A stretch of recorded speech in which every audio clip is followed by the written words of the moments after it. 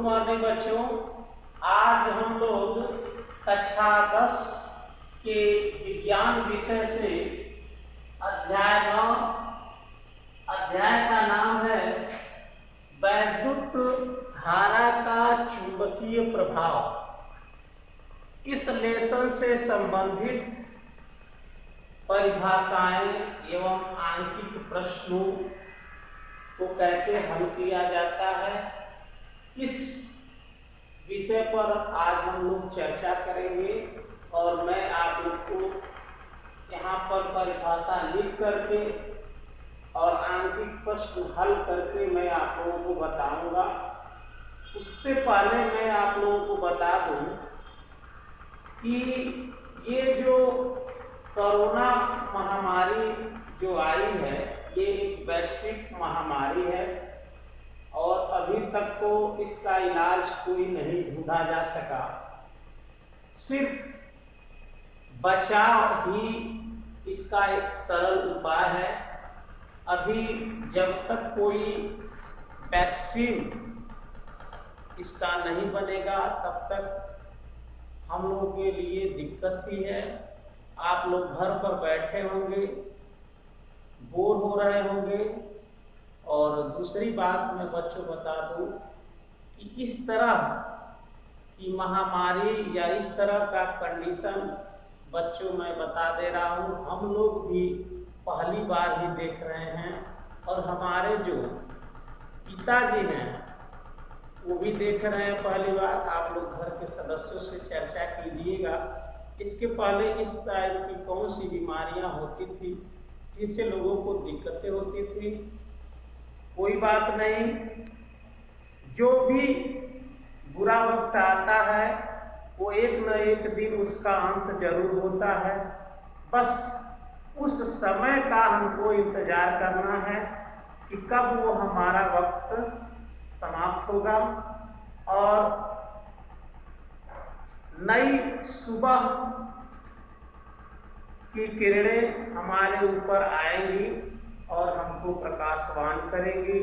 तो बच्चों, जो कुछ भी हम लोगों से हो पा रहा है, हम लोग आप लोगों के लिए भरपूर प्रयास कर रहे हैं कि बच्चे हमारे किसी भी तरह जो है उनकी पढ़ाई जो है नुकसान न हो।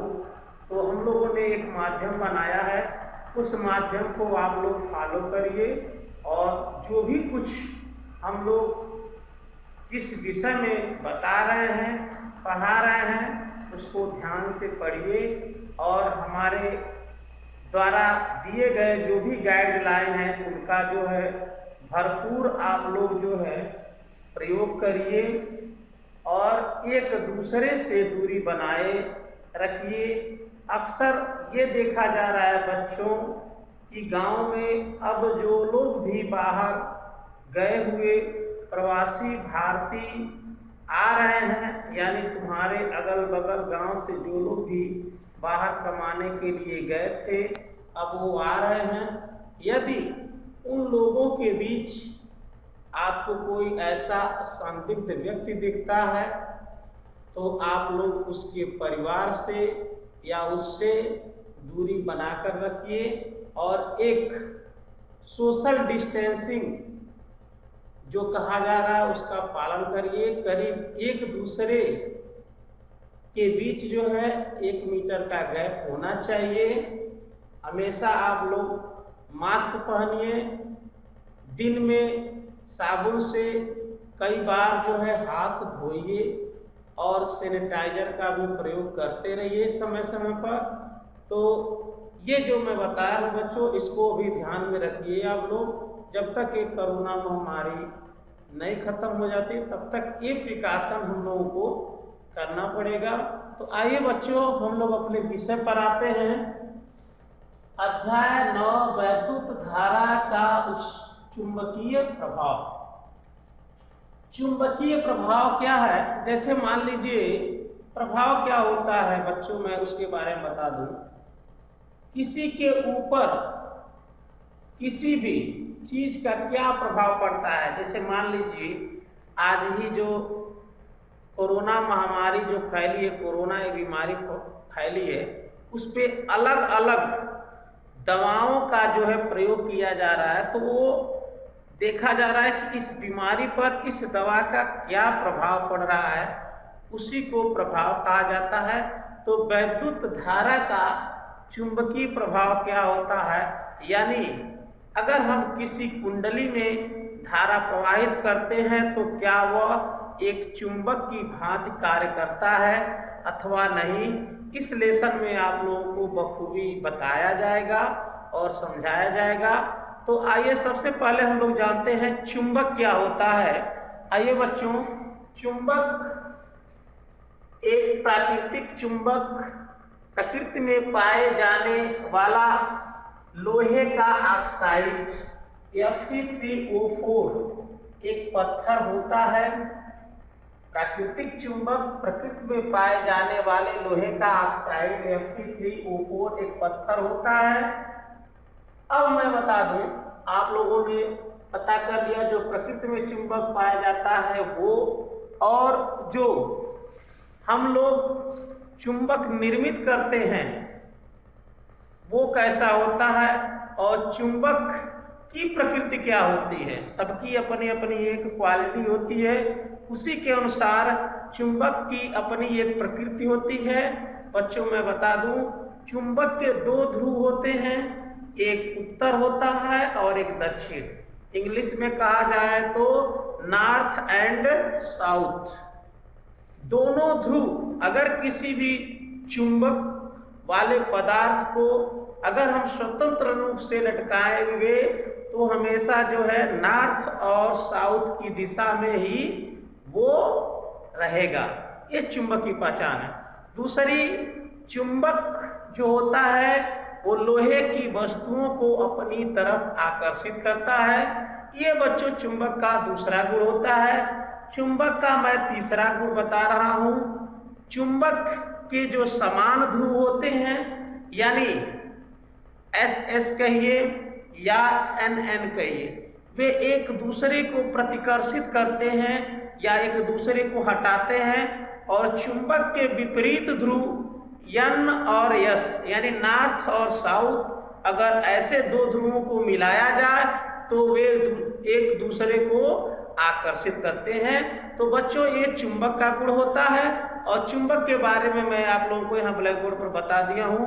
अब आगे हम लोग आते हैं, चुंबकीय बल रेखाएं क्या होती हैं।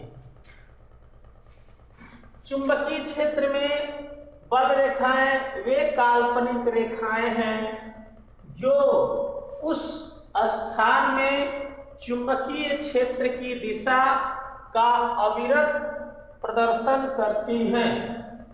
चुंबकीय बल रेखा के किसी बिंदु पर खींची गई स्पर्श रेखा उस बिंदु पर चुंबकीय क्षेत्र की दिशा को प्रदर्शित करती है। ये तो हो गया आपका बच्चों चुंबकीय बल रेखाएं। मैं ब्लैक बोर्ड पर इसलिए लिख दिया हूं कि इसको आप लोग डाउनलोड कर लेंगे और उसको अपने कॉपी में लोड कर लेंगे। आगे है बायो-सेवर्ट नियम। चुंबक क्षेत्र से संबंधित बायो-सेवर्ट का एक नियम होता है। वो नियम है बच्चों B बराबर μ0/4 पाई ब्रैकेट में I delta L sine theta upon R square. ये बायो-सेवर्ट के नियम के अनुसार एक सूत्र होता है बच्चों, और इस सूत्र में I जो होती है वो धारा की तीव्रता, डेल्टा L चालक की लंबाई, R चालक से बिंदु की दूरी, μ0 बराबर होता है 4 पाई इंटू 10⁻⁻⁷ न्यूटन प्रति मीटर स्क्वायर। तो ये मैं आप लोगों को यहां तक बताया। अब आगे बता रहा हूं, उसको भी आप लोग ध्यान दीजिए। हाँ, चुंबकीय क्षेत्र में गतिमान आवेशित कणों पर बल, जिसको कहा जाता है बच्चों लॉरेंज बल, इसका सूत्र होता है F बराबर QVB या F बराबर IBL साइन थीटा, जहां B जो है चुंबकीय क्षेत्र की तीव्रता, L चुंबकीय लंबाई, क्षेत्र में रखी गई लंबाई, I जो है उसमें जो है कितने एम्पीयर की धारा। तो आइए बच्चों इस सूत्र से संबंधित हम लोग आंकिक प्रश्न हल करेंगे। यहाँ आंकिक प्रश्न एक है, एक 0.4 मीटर लंबे तार में 2 एम्पीयर की धारा बह रही है। तार को 0.4 न्यूटन प्रति एम्पीयर मीटर के चुंबकीय क्षेत्र में रखा जाता है। तार पर आरोपित बल ज्ञात करिए।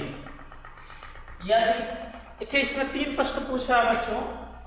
पहला दिया है तार क्षेत्र के लंबवत है, दूसरा तार क्षेत्र से 30 अंश का कोण बनाता है, तीसरा तार क्षेत्र के समांतर है। यहां मैं बता दूं बच्चों, जब तार क्षेत्र के लंबवत होगा, लंबवत मतलब उसका कोण कितना अंश का होगा, 90 अंश का होगा।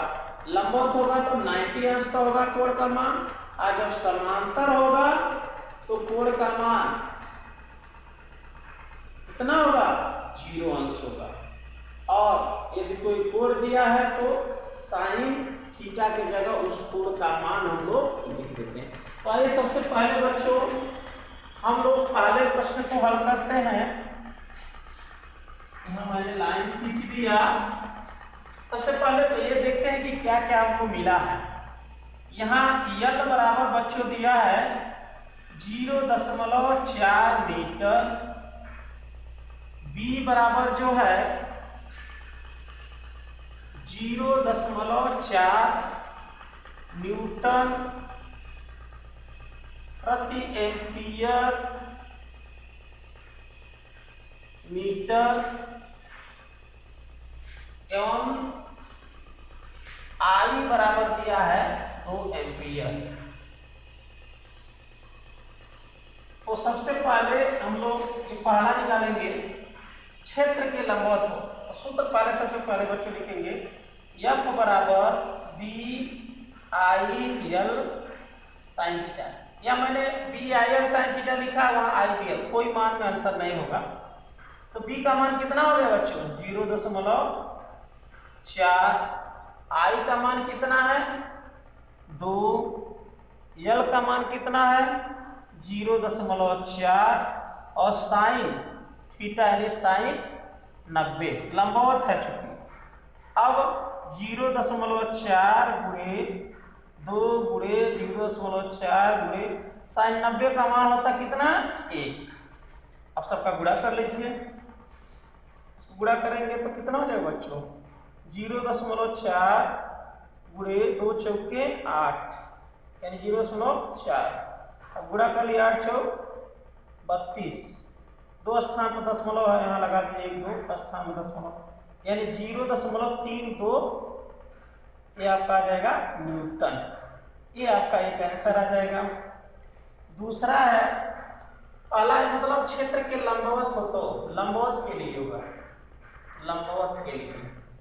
अब दूसरा है थीटा बराबर 30 अंश का कोण दिया, शायद तार क्षेत्र से 30 अंश का कोण बनाता है। अब फिर इसमें सूत्र लिखेंगे बच्चों, F बराबर BIL साइन थीटा, B का मान 0.4, I 2, L 0.4 और साइन थीटा का मान 30 अंश। 0.4 गुणे 2 गुणे 0.4 गुणे 37 का मान 1/2। अब इस 2 से 2 को काटो तो गुणा करेंगे 4 चौका 16, 2 स्थान दशमलव लगाएंगे यानी 0.16 न्यूटन। ये आपका आंसर हो गया। अब तीसरे को हल करते हैं हम लोग। समांतर है। समांतर मतलब होता है थीटा का मान 0, थीटा बराबर 0। F बराबर BIL साइन थीटा, B का मान बच्चों 0.4, I का मान 2, L का मान 0.4 और ये थीटा का मान 0।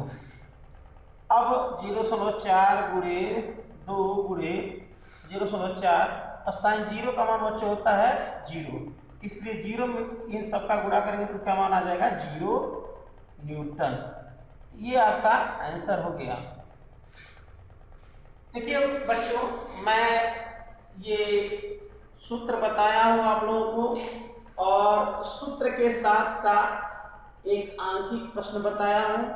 ये बोर्ड एग्जाम के लिए बहुत ही महत्वपूर्ण क्वेश्चन है, इसलिए इस क्वेश्चन को नोट कर लीजिएगा। और मैं बहुत ही अच्छे ढंग से समझाने की कोशिश किया हूं, तो आप लोग समझ गए होंगे। और इससे संबंधित अगर आपके बुक में कोई प्रश्न है उसको हल करिएगा। बाकी ये हमारा विद्युत धारा का चुंबकीय प्रभाव पार्ट 1 है। अब इसी लेसन से पार्ट 2 में अगले वीडियो में लेकर के आऊंगा। तब तक के लिए धन्यवाद।